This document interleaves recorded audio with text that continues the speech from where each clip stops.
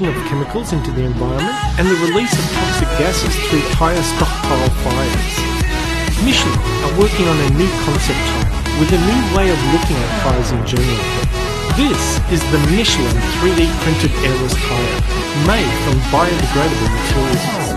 Although the lifespan of a normal tyre depends on a variety of different factors, most will need to be replaced about every 5 years. However, a new 3D printed tyre from Michelin may one day outlast your vehicle and then some. Unlike traditional pressurized tyres, the 3D printed prototype doesn't need to be inflated. Instead, the concept tyre uses a honeycomb pattern based on the generative design models found in nature, such as coral and the air sacs in human lungs.